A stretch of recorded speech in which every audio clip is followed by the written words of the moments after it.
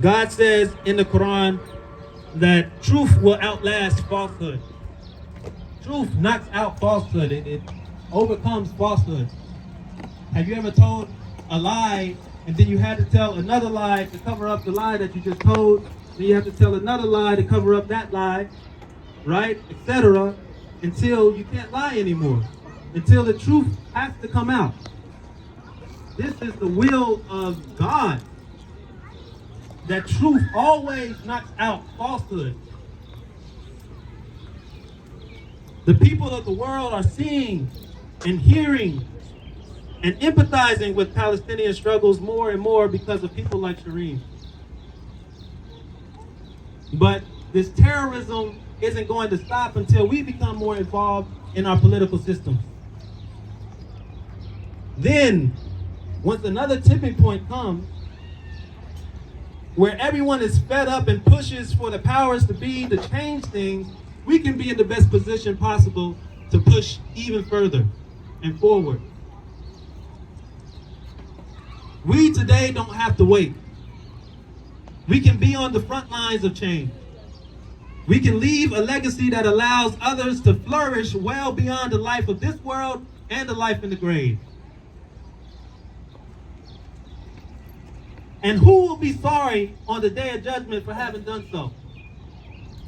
Who will be regretful that they spent their time and their resources to help the oppressed fight against oppression?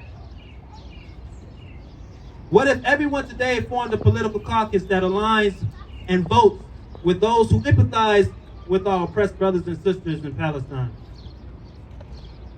One that holds to account those who want to stay in office and those who want to get into office.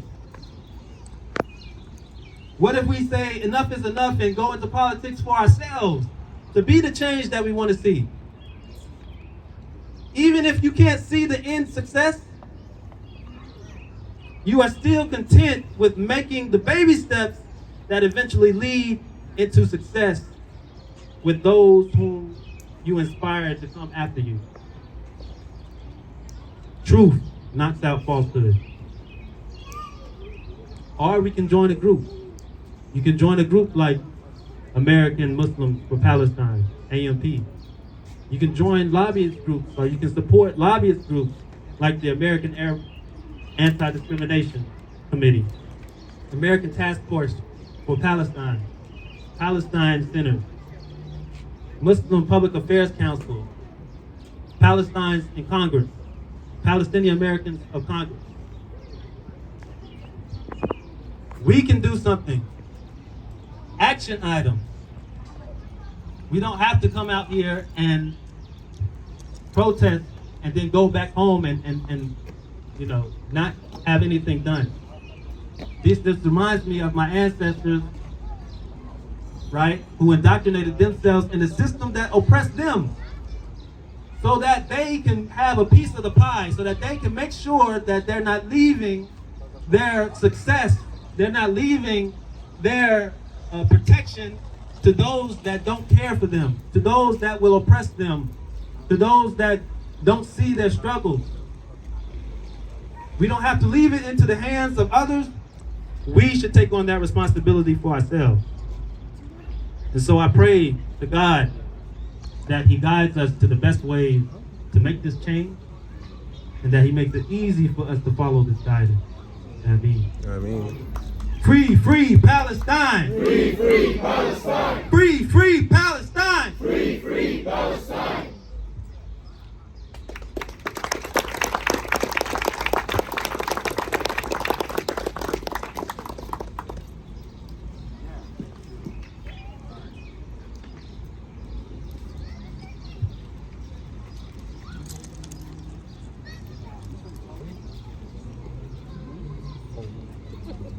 Feel free to record me. I find that the television stations don't put enough Jewish opponents of Israeli apartheid on TV. You have my permission, not that you need it. I'm going to wing it. I didn't prepare anything. My name is Robert Rosenthal. I'm a Jew. Baby boomer. I grew up in the New York metropolitan area in a super pro-Zionist community. In fact, in my Jewish community, I did not know a single anti-Zionist Jew growing up. I had an Orthodox bar mitzvah. Learned Hebrew, a lot of Israel, kind of Israel. I was born before before the so-called Jewish state was not even 10 years old. So it was on a lot of minds in that community. So, and also both sides of my family, great aunts, great uncles, cousins, were ghettoized and ethnically cleansed in the Holocaust. So I don't exactly fit the demographic profile of someone speaking here. So what am I doing here? I'll tell you. As a kid, I recall being told that Israel was a land without a people, for a people without a land. Now you understand what that meant. At the time, though, we didn't really have access as children to any other information. It was that single narrative. What we weren't told is that around 800,000 Palestinians were ethnically cleansed, their homes looted. And when they tried to return, even though they had a legal right of return, they were denied that right. I learned that the movement that I grew up with was a racist movement loaded with myths, distortions, and falsehoods.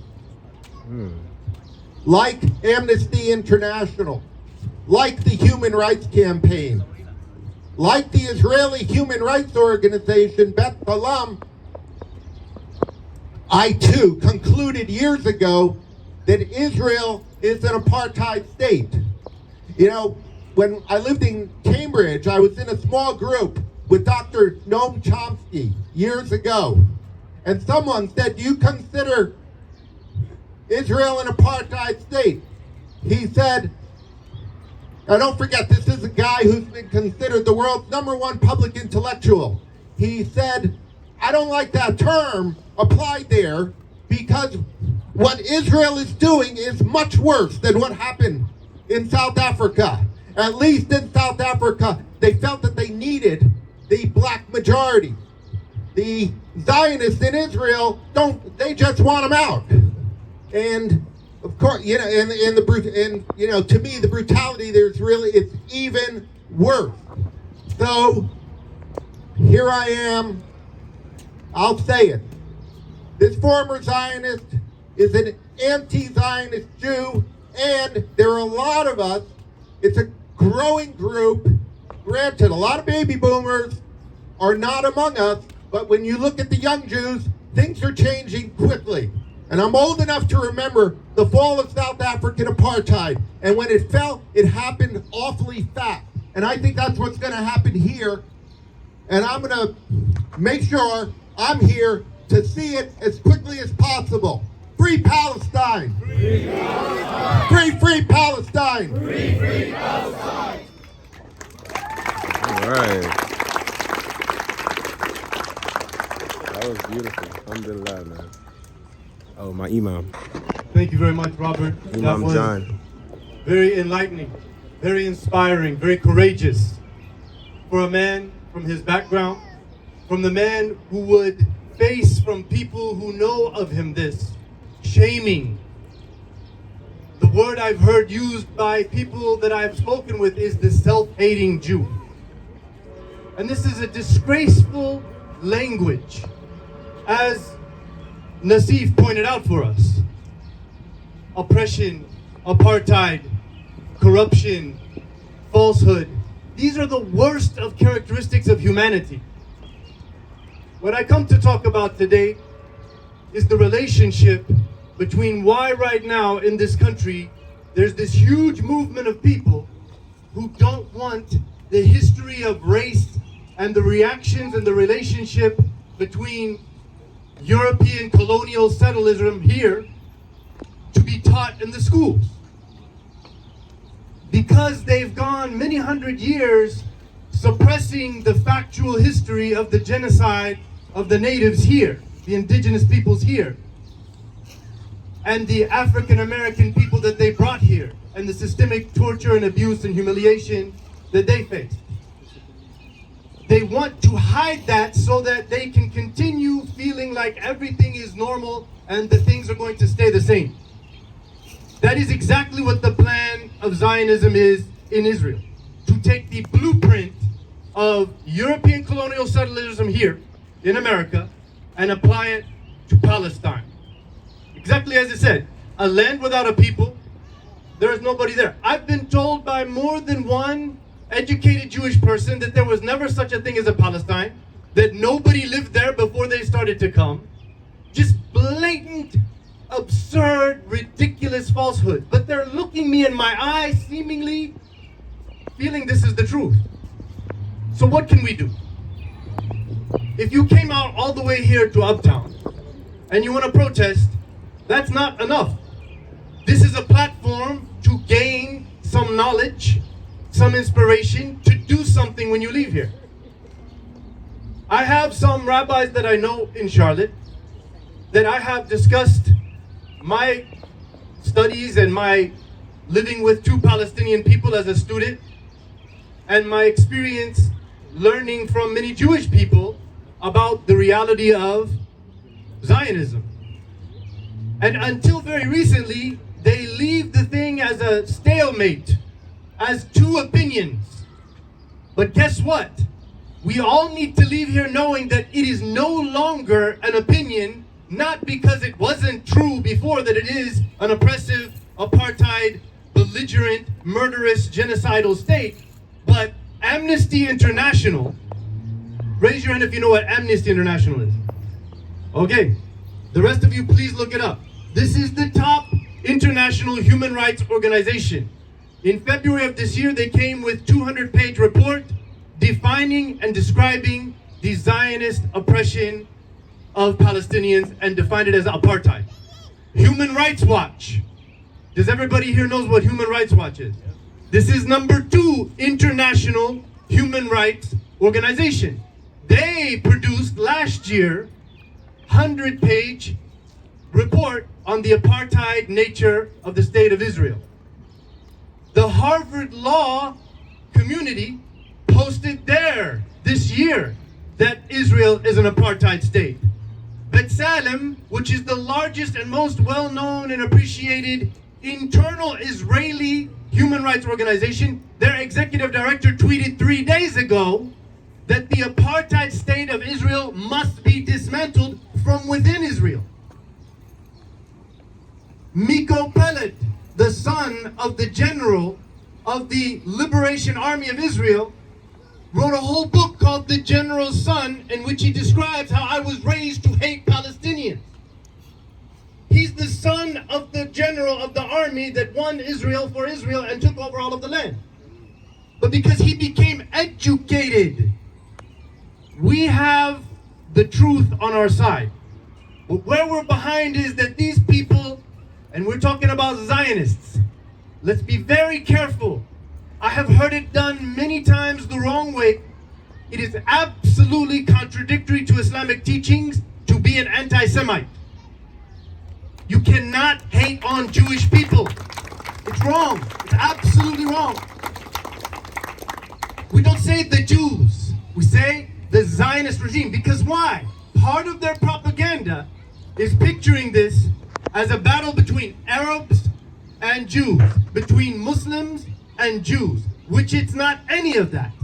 It is a fight for justice between the oppressive Zionist occupiers and the oppressed Palestinian who are Christian, they are Muslim, and they are atheist and humanist. And they are all equally Palestinian, and they are all being oppressed and abused and humiliated and have been going through that for 74 years.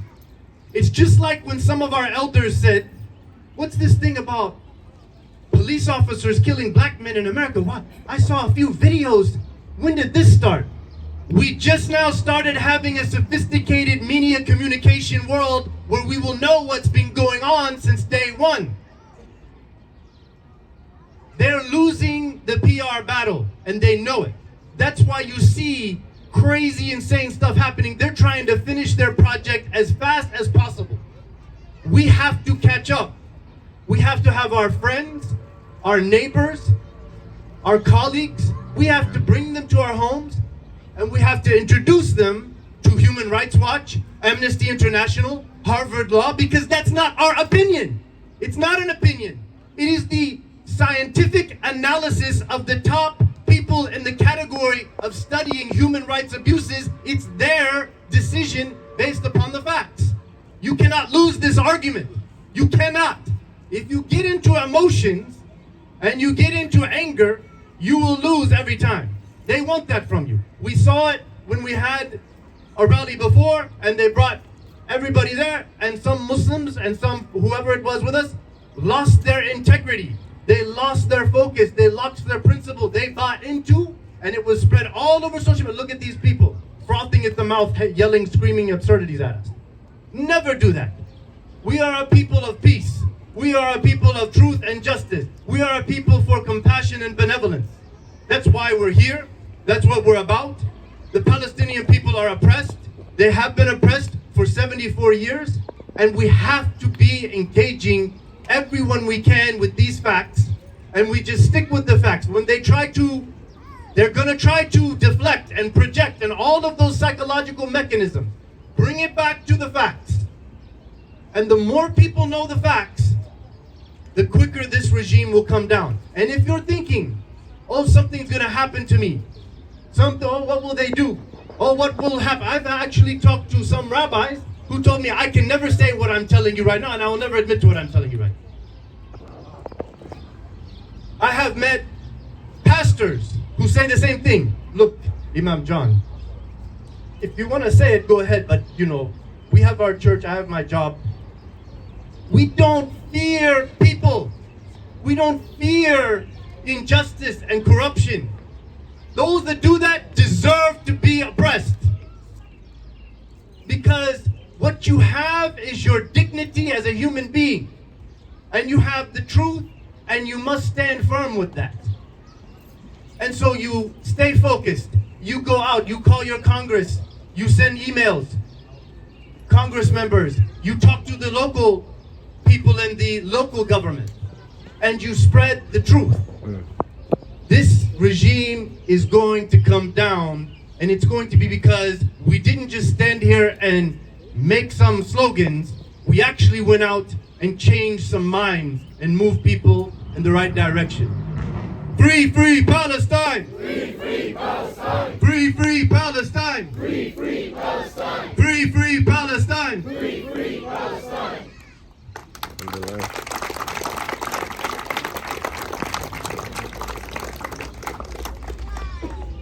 Assalamu alaikum, everyone. Alaikum salam. Peace and blessings upon everyone that's here today to listen to some words of justice. And understanding the capacity for justice and other qualities that are necessary for what we're trying to achieve, it's important to recognize that that capacity is there. And sometimes we lose hope and we think that we're speaking to a world that's not willing to listen, when the reality is, no, that capacity is there. Last Thursday, there was a group of us that gathered together to protest, and after that protest, some of us went out to go catch a bite to eat. And we were at the restaurant and we saw the menu, and this is in Uptown, by the way. We saw the menu, and the menu had food, appetizers, and desserts, and everything on it, beverages. And in the corner of that menu, there was a dish, and underneath it, there's an asterisk that said, all the proceeds from this dish will go to Ukraine. I thought that was amazing. I thought the parallel, the injustice that's been happening for more than 74 years, and the world has been blind, deliberately or not. When we know that the capacity is there, the compassion, the ability to see the pain that is happening in other parts of the world. The capacity is there. And the reason I keep saying that is because we can't lose hope. We can't think that these atrocities, these injuries, these events that occur, they break away at the soul. They break away at the heart. And sometimes in our suffering and in our emotions, we feel alone. And I want you to know that you're not alone. The capacity is there. It's just a matter, what Imam John just said, of education. It's just a matter of raising our voices. Like Ubaidah had said earlier, the question of if there was an American citizen, a journalist, that would lose their life in any other part of the world, would they say something? They would. We know they would. Why? What happened to Jamal Khashoggi? They spoke up when it happened to him. Why? Because the perpetrator was on the list of countries you can speak about. So when we know the capacity to speak justice is there, regardless of the perpetrator, that the universals of justice, peace, love, and empathy is there. It's just a matter of digging deeper and deeper and not stopping. Because at no point in the last 74 years, at least in my opinion, has the Zionist regime been in such a tenuous position. If you saw the coverage of what happened the last few days in the American media, tell me the truth. Have you seen this much coverage before? I haven't. I've seen people that never acknowledged the issue this time finally speak up that this was wrong. But not enough. Yes. When the pallbearers were carrying her casket in the city of Jerusalem, and when the world saw what happened, people did speak up. So there's this acceptance. Not as much as what's going on. It will never be enough until we have justice. It will never be enough until we're free. There's a little movement. My point is that movement is important. That movement is hope. When you have people that have seen this for decades and their children are now picking up the mantle, you don't just pass on the mission, but you also have to give them hope. You have to give them the ability to see that return home. You have to give them the ability to see not just the pain, but the liberty, the freedom, the capacity that is there in the world. So the education has to continue. Moving that needle has to continue. Taking these small victories and being content and then growing from there has to continue. And this is what we hope for. There's not just one person that will speak against their own. There's not just one person that has to speak for their own. But everyone should speak, because this is not a cycle that will end. When Imam John said that there's a history in this country, and that's what they don't want to expose by supporting what's happening in the world right now, it made me remember that it's not just happening in Israel. The other day we were talking about India. I remember talking to a rabbi, and she told me, well, Muslims have so many countries, and you can go anywhere else in the world. Jews don't have, Zionists don't have any other place where they can go. And that was her argument. And I remembered her argument because just the other day in India, the same thing was happening, where they said Muslims can go anywhere, but Hindus, for us, this is our country.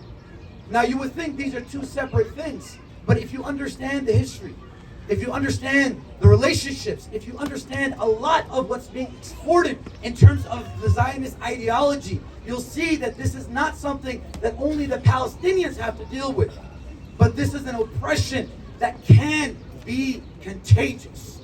The world will suffer if we don't speak up for the Palestinians. The world will burn if we don't speak about what's happening in Palestine. The world will not be in a good place if we all think this is not our problem, this is just their problem. So me standing here today is a reminder that we will always stand with the oppressed. We will always speak of hope. We will ask Allah subhanahu wa ta'ala, God, to bless us. And we don't have the patience. We don't have the patience of Nuh alayhi salam. We don't want this to be 1,000 years. We want this to be sooner than later. And we will do whatever we can to push forward. We will do whatever we can to speak up. And coming here is important. Let's not devalue the people that have come here. Let's not think that this is a small thing. No, it's a drop, but with every drop you make an ocean. And that ocean, that wave will come where it will not be able to sustain a Zionist regime. You will not be able to sustain the oppression. And when you have that strength, when you have that support, when you have that awareness, inshallah, there will be mercy. There will be mercy because we were taught mercy. We don't see mercy. The Rasulullah sallallahu alaihi wasallam, when he saw a funeral procession moving by him, what did he do out of respect? He stood up. So we will not follow or emulate our enemies. We will not follow or emulate the oppressors. We will follow and emulate the one who was sent as a mercy to the world. May Allah subhanahu wa ta'ala give us tawfiq, and in that we'll raise our hands in prayer and we'll close out this event. Please join me as we ask Allah subhanahu wa ta'ala to make it easy for our brothers and sisters in Palestine and everywhere else in the world we suffer. اللهم صل وسلم على سيدنا محمد النور الانوار والسر الاسرار وسيد الابرار. ربنا افتح بيننا وبين قومنا بالحق وانت خير الفاتحين. ربنا لا تزغ قلوبنا بعد إذ هديتنا وهب لنا من لدنك رحمة إنك أنت الوهاب. ربنا إنك جامع الناس يوم لا ريب فيه إن الله لا يخلف الميعاد. Ya Allah, merciful, generous, we ask you to grant us the relief that we so desperately desire.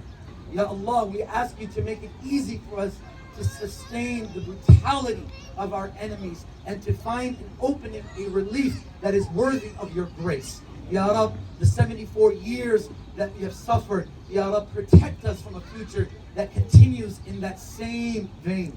Ya Rab, we allow you with every passing day to break away these castles, the arrogance of the enemies. Ya Rab, we ask you with every wave of your mercy to break away and to weaken these castles of oppression. Ya Rab, we ask you to make it easy for us. We ask you to shower your mercy upon us. We ask you to give us the strength of faith and character to be able to sustain the injustice and the oppression that happens in Palestine, that happens in Kashmir, that happens in this country and any other country that continues on that path of violating the rights, the human rights, the universal brotherhood of humanity. Ya Rab, we ask you to make it easy for us in this life. We ask you to make it easy for us in this life. We ask you to unite us. We ask you to put us under your shade. We ask you to give us whatever is necessary in terms of our success and to protect us from despair, to protect us from aggression, to protect us from violence,